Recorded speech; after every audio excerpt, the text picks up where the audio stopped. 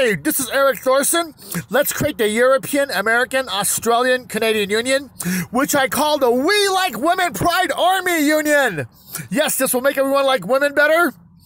This is going to be the world's biggest country, and we go back over hundreds of years, so we're one big happy family. Yes, we're one big happy family. This one here is the European, American, Australian, Canadian Union, and they speak many different languages in this one. This is the UK, Australian, Canadian, American Union. They mostly speak English in these languages. I mean, in these countries. Of course, there are French Canadians, and there's a lot of people that speak Spanish in the US. But yeah, this is one union that we definitely want to work on because we all speak the same language. And this is Mexico, Central South America, and Spain, and Portugal. And they speak mostly Spanish and Portuguese. Of course, they do, there's other languages in there. But we want to help them unite and become one union also. And our ultimate goal is this: Europe, North America, South America, and Australia, we can all become one big country. This is the world's biggest country. Remember, we're one big happy family, and we go back over hundreds of years. So let's become one big happy country. Now I'm going to talk about a city in every one of these areas. For the United States, I'm going to talk about the city of Sioux Falls, South Dakota. For Canada, I'm going to talk about the city of Rankin Inlet in Nunavut, Canada. For Australia, I'm going to talk about the city of Portland in Victoria, Australia. For the UK, I'm going to talk about the city of Rhyl in Wales. For Europe, I'm going to talk about the city of Tabor in the Czech Republic. And for South America, I'm going to talk about the city of Belem in Brazil. And since I'm in Colorado, I make it a point to always talk about a city, about where I'm at, you know, a local city. So I'm going to talk about the city of Sterling, Colorado. So now let's talk about a city in the United States. The city I'm going to talk about is Sioux Falls, South Dakota. This city falls within our goal of creating the UK, Australian, American, Canadian Union, unite the English-speaking countries. And also the European, American, Australian, Canadian Union. That's many languages. And also our ultimate goal of creating the Europe, North America, South America, and Australian Union, the world's biggest country. Sioux Falls is also known as Stone Shatter, and that's in a Lakota tongue, Stone Shatter. It's the most populous city, it's the most populous U.S. state and the most populous city in South Dakota. There's Sioux Falls on the map in South Dakota. Nicknames are Best Little City in America, Queen City of the West, and the Heart of America. There's a picture of Sioux Falls right there. There's a picture of Sioux Falls. There's a flag for Sioux Falls, and there's the seal of the city of Sioux Falls. That's where it's located in the state of South Dakota. Estimated population in 2010 is 153,000, around 154,000. It's on the banks of the Big Sioux River. And here is a picture of the falls of the Big Sioux River at Sioux Falls. That's why it's called Sioux Falls. There's a waterfall. There's those waterfalls right there. Here is a picture of looking on Main Street in Sioux Falls, looking south on Main Street, Main Avenue. The falls were a very popular site amongst Native Americans and also a sacred site. Look, the Native American tribes, Ho-Chunk, Iowa, Oto, Missouri, Omaha, and Ponca at the time. Quapaw, Kansa, Osage, Arikara, Dakota, and Cheyenne people inhabited these areas. A lot of Native American burial mounds have been here in this area, so it's kind of a sacred site. And even now, a lot of Lakota and a lot of different other Native American tribes live around here in the Sioux Falls area. French voyagers and explorers visited the area in the early 18th century. That's the early 1700s. The first documented visit by an American was Philander Prescott, an American of European descent. He camped overnight in the falls in December 1832. Now, Captain James Allen led a military expedition out of Fort Des Moines in 1844 here, and Jacob Ferris described the falls in his 1856 book, The States and Territories of the Great West. Okay, the Dakota Land Company of St. Paul and the Western Town Company of Dubuque, Iowa, organized in 1856 to claim land around the falls. They started to bring some settlements. 17 men spent the first winter in Sioux Falls. The following year, the population grew to 40 people. In 1862, there was known as the Dakota War of 1862, a war between the Native Americans and the settlers in this area. The town was evacuated. The abandoned village of the Sioux Falls area, the town site, was pillaged and burned. Now, Fort Dakota was established here in May 1865. That's a military reservation that's established around present-day downtown Sioux Falls. Many of the former settlers gradually returned, and more settlers came. The population grew to 593 by 1873. Now, the village of Sioux Falls was incorporated in 1876, and in 1883, it was granted a city charter by the Dakota Territorial Legislature. Now, when the railroad industry came here, it was a huge boom. As you can see, the population went from around 2,000 people in 1880 to almost 10,000 by the close of the decade. This is interesting. There was a severe plague of grasshoppers, and a national depression halted the boom by the early 1890s. The city grew by only 89 people from 1890 to 1900.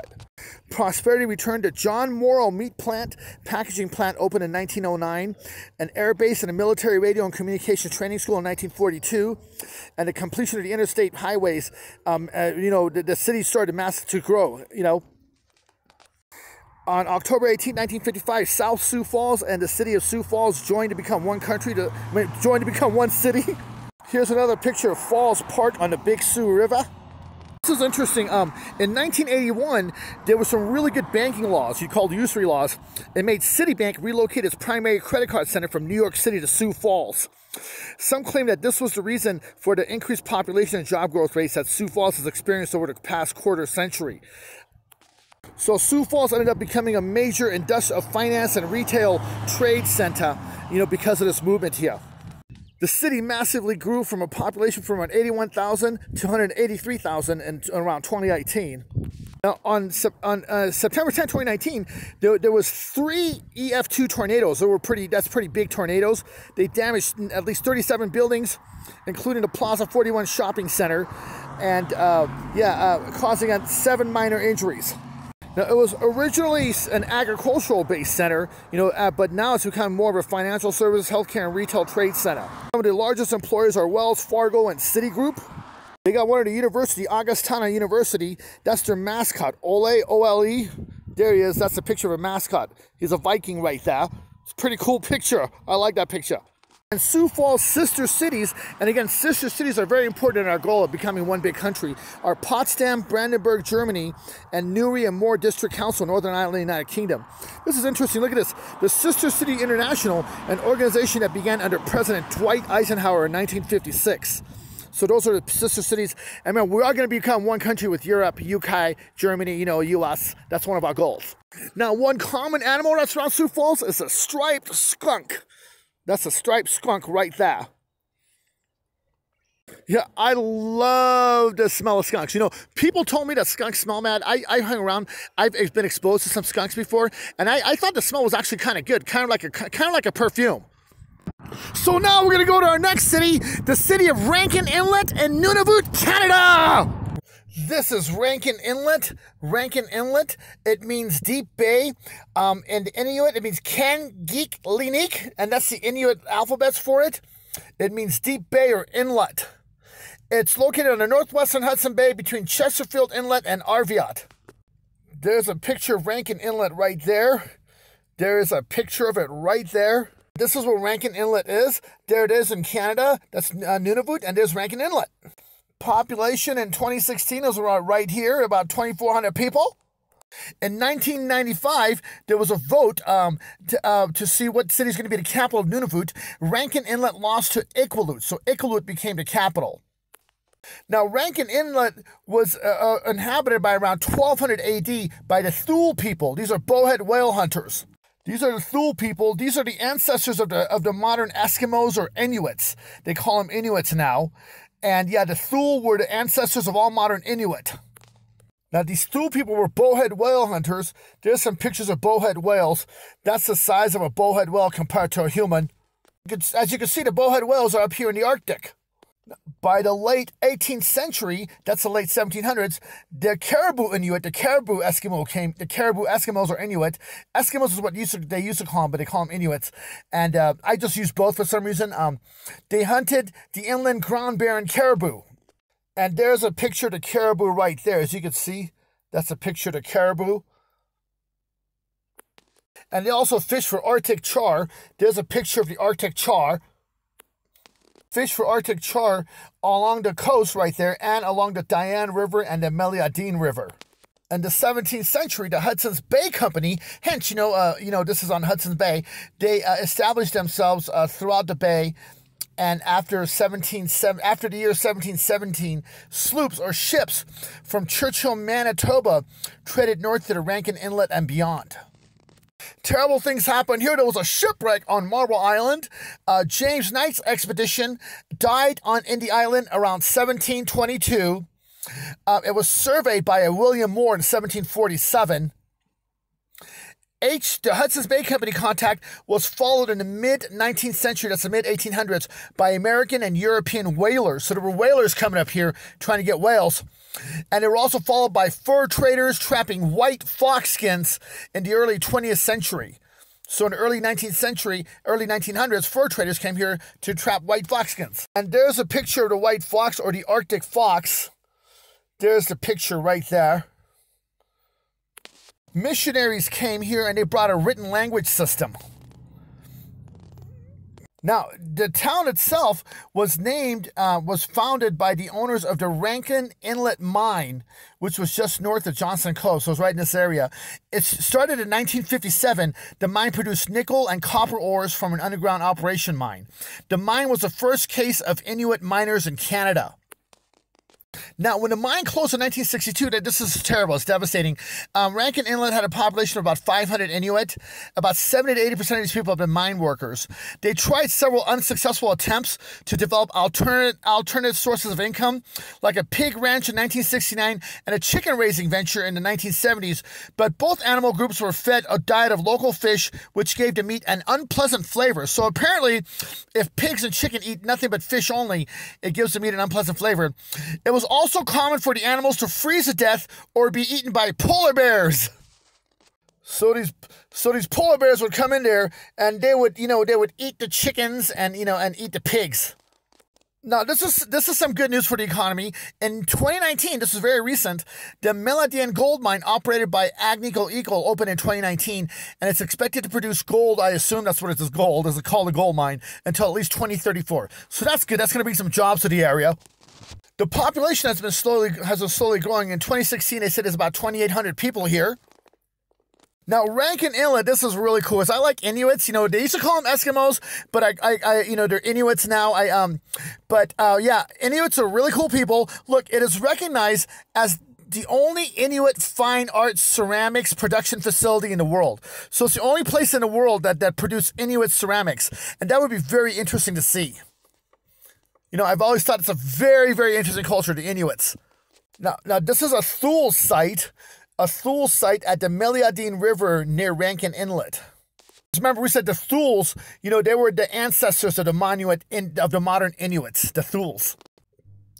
And now we're going to go on to our next city, Portland in Victoria, Australia. Portland is a city in Victoria, Australia, and it's the oldest European settlement in the state. In June 2018, the estimated population was around 10,900. There's a picture of Portland right here. And as you can see, that's Portland right here. And there it is in the state of Victoria. Besides having kangaroos and emus, another common animal around there, or an animal that is there, the Australasian gannet. That's it right there. It's a sea bud.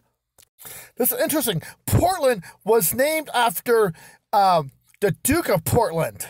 In 1800, a British navigator named James Grant. James Grant was a Scottish-born British Royal Navy officer and navigator in the early 19th century.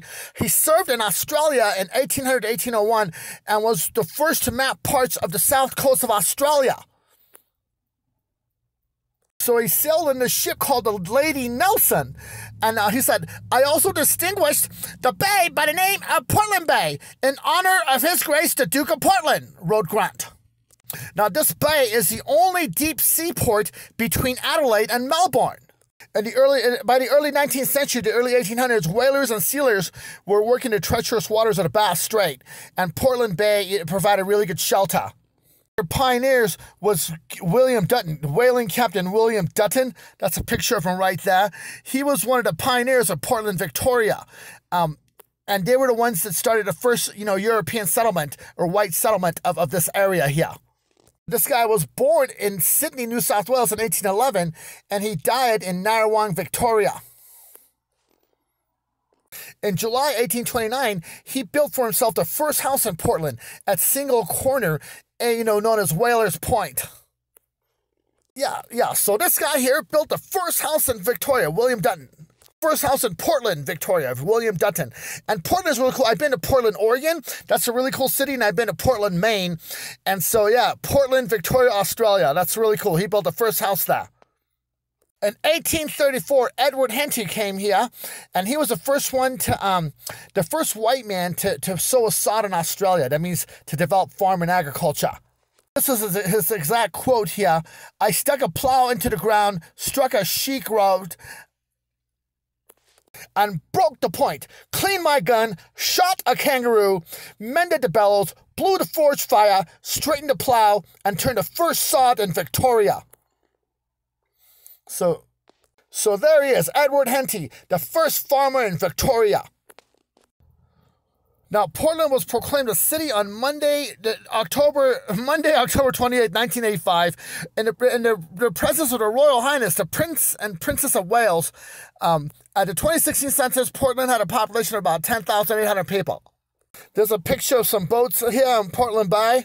Portland has a big fishing industry, seafood, sheep industry. Big Portland aluminum smelter. Alcoa is Victoria's largest exporter. And here's a picture of the Portland Maritime Museum for the Maritime Discovery Center. And now for our next city. It's in the UK, the city of Rhyl in Wales, UK. Rhyl is a seaside town in Wales. It's in the Welsh county of Denbighshire. It was once an elegant Victorian resort, but after World War II, a lot of people from Liverpool and Manchester came here. It declined sharply by 1990, but it has been massively improved since then. The European Union has given several £million to the Welsh government to help develop the seafront. Now, there's a picture of the Rhyl seafront right there. There's a picture of the Rhyl seafront. Now, there it is. That's the map of Wales, and that's where Rhyl is in Wales. 2011 population, about 25,000 people. A wild animal around here is the European polecat. That is here in Wales. There's another picture here of the European polecat. Now, cool thing about Rhyl, it's not, the origin of the name is not really known, but there's a lot of different names of it. It's been called, look at here, Hole in 1292 Hole, Rye Hole, Hill Hole, Veal Hole, Reel, Rule, Rhyl, and Rhyl. So like all these different spellings. But the name seems to be a hybrid of the English word hill and the Welsh definite article of Y. It could possibly refer to a mound or raised place in the otherwise marshy region. Some documents refer to a dwelling house, Tinner Hall, meaning house in the sun. So a whole bunch of different names of this place in the past. Very similar names, but, very similar, but different names. Here's some cool, this is the Rhyl Clock Tower right there. You can see that right there, the Rhyl Clock Tower. This is an 1854 painting by a guy named David Cox, Rhyl Sands, depicting the Rhyl seafront. And this is kind of cute. It's a Rhyl miniature railway. See that? It's a little mini train. Yeah, there it is right there. It's a cute little mini train. So that's a fun little train attraction right there in Rhyl. And here's another beach. This place was called Ocean Beach Fun Fair. It was like a little amusement park or a little fun place on, right here in Rhyl. So that's what I got to say about Rhyl. Again, like I told you, I pick a town. Some towns have a lot of history and a lot of different things going on it, but this is a cute seaside town. Now, I'm sure Wales, is a very beautiful place. I've never been to Wales, but I've heard beautiful things about Wales. If you ever do get a chance to go to Wales or to go to the UK, England, Scotland, Wales, check out Wales, and then check out, this might be a very, very cute town to check out. I like the seafront there. It looks like a very, very beautiful picture, and I'm sure this is a very, very beautiful town. So that's Rhyl in Wales. So now we go on to our next town. It's the town of Tabor in the Czech Republic. The town of Tabor is in the Czech Republic. It's in the South Bohemian region of the Czech Republic. It's about 62 miles or 100 kilometers south of Prague. It rides on the Lužnice River. The name translates to camp or encampment in Czech. The town's name was given to the Taborites. They were a radical wing of the Hussites. Now, that's an aerial view of the town right there. It looks like a very beautiful town. This is the flag. This is the coat of arms. This is a really cool coat of arms. And there's Tabor in the Czech Republic. The population in 2019 was around 35,000. And the town was founded in 1420. Now, the town was founded in 1420 by his guy, Peter Romatka of Josephine and Jan Bildensky of Bilden. They were from the radical wing of the Hussites, and they soon became known as the Taborites. That's how Tabor got its name. Now, the Hussites, they were like a pre-Protestant Christian religious movement in Bohemia. They were like, here's a picture. This is a battle between the Hussites and the Catholic Crusaders in the 15th century. That's the 1400s. This is the battlegrounds of the Hussite wars, in the Czech Republic. And they were following the teachings of a reformer named Jan Hus, H-U-S, and that's why they call them Hussites. Now, the Taborites were a radical Hussite faction. They were like radical Hussites, and they were called Picards, and here, this is really cool. Look at this. This is the banner used by the Taborites. I like this one. This is kind of cool. This is a goose. The banner used by the Taborite forces led by the famous Bohuslav of Svanberg. It was a swan on a red field, later confused with a goose. That's kind of cool, having a swan, as your banner. I like swans. Swans are beautiful animals. And talking about animals, they're trying to reintroduce the lynx into this area. There's a picture of the Eurasian lynx. There's a more up-close picture of the Eurasian lynx. This is interesting. The lake in this town, it was founded in 1492. It was given the biblical name of Jordan. It is the oldest reservoir of its kind in Central Europe. So this is one of the oldest reservoirs in Europe. Now, this is very interesting. In 1452, the town was captured of George of Potibrady. There's George of Potibrady. He was the king of the Hussites, and he captured this town. Now, this guy's very interesting. So we're trying to create the European, American, Australian, Canadian Union, and this guy George, look at this. He was the first he wanted to a peaceful proposal amongst the European unions, amongst all the Christian powers. Hungary, Poland, lands of Bohemian Crown, Bavaria, France, and Italy, and all its princesses, and even the Hispanic powers. He wanted them to pledge to settle all differences by exclusively peaceful means. Now, he hoped this treaty would come into effect in 1464. Look, it is seen as one of the historical visions of European unity, foreshadowing the European Union. And as you can see, this is what we want to create, the European, American, Australian, Canadian Union. So this guy has a vision of everyone coming together peacefully, and that's what we want to do here. So this guy is really important in us to create this vision, the European, American, Australian, Canadian Union. He might be one of the founding forefathers of some sort of unity between countries. We might see him as one of our founding forefathers, in a sense, people that had visions like this hundreds of years ago. But of course, when he was around, the Americas and Australia were not discovered then. So there he is, George of Potibrady, one of the first guys to create something like a European Union, and we are going to create the European, American, Australian, Canadian Union. Now, in 1918, this post town, Tabor, it was part of the Austrian monarchy, and a post office was opened in the railway station in 1895. There's a picture of Jan Hus, the guy who created Hussites, and there's a sculpture of this guy in the town of Tabor, Jan Hus. Now, this is a statue of Jan Ziska. He's one of the greatest Hussite leaders, and there's also a statue of this guy in Tabor. Now, here's some more Hussite pictures. This one here, apparently, it's in a museum here in Tabor. This shows a burning of Jan Hus. And this is one of the paintings. And this is another painting, a Hussite painting. And yeah, it looks like some guy is getting tortured there on a tree. But yeah, these are some Hussite paintings at a museum there. No, I'm sorry. That's the beheading of St. James the Greater, and this is the burning of St. Lawrence. I apologize. That's what it is. Now, this one here at the bottom, this is the burning of Jan Hus right there. That one right there. And I apologize for the confusions in my pictures. And of course, these are sister cities, and sister cities are very important in every one of us. Like here, Dole, France, Constance, Germany, Nové Zanky, Slovakia, Orinda, United States. That's a city in California. Skopje Loka, Slovenia, and Wels, Austria. So this is the town of Tabor. That is the town of Tabor. And remember, an interesting thing about this town is that this guy, George of Potterbredy, he conquered the city in 1452, and he wanted the first mention of a peaceful European Union. And we are here, trying to create this peaceful European, American, Australian, Canadian Union.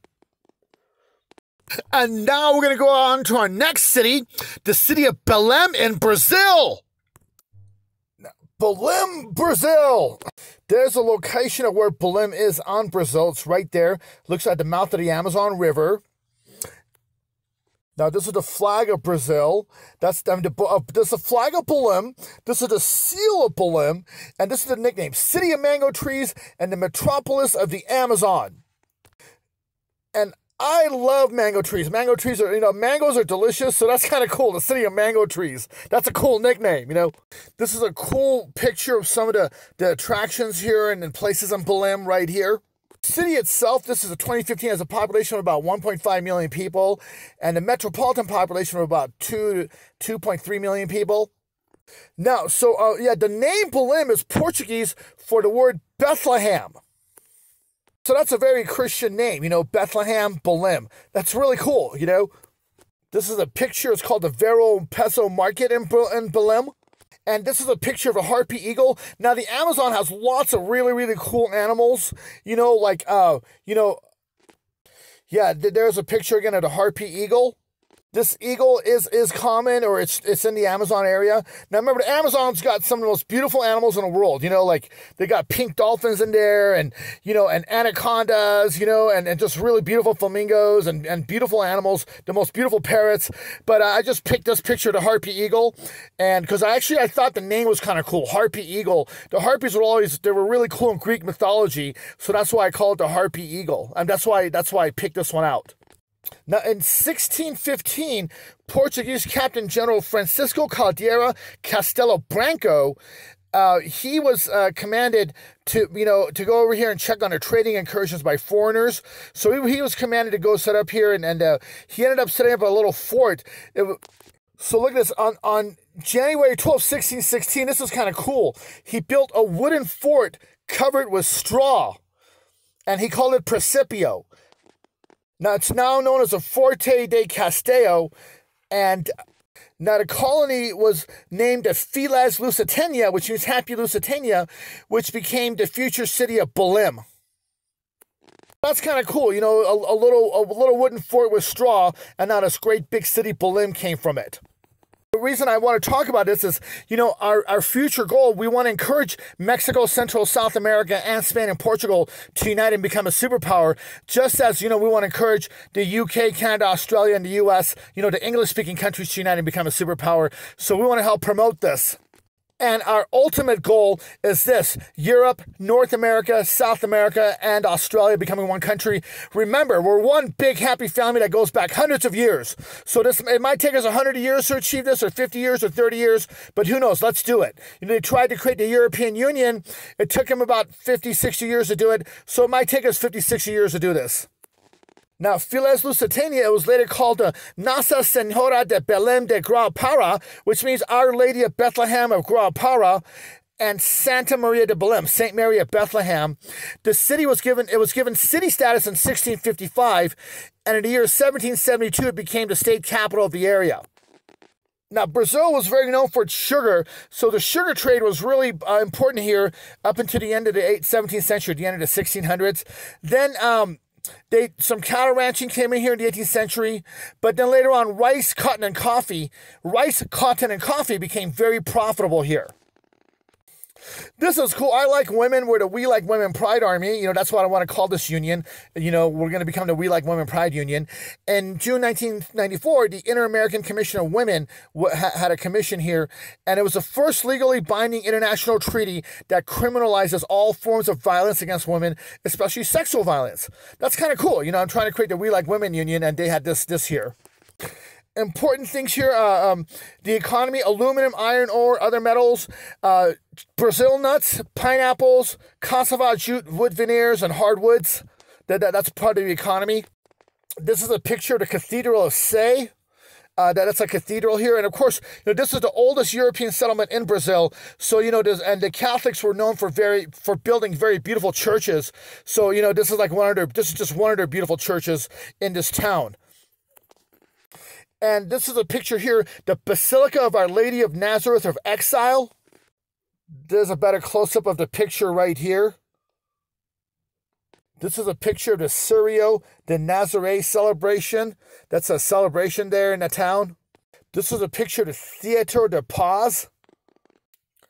There's a picture, better close-up of the picture right there, Theatre de Paz.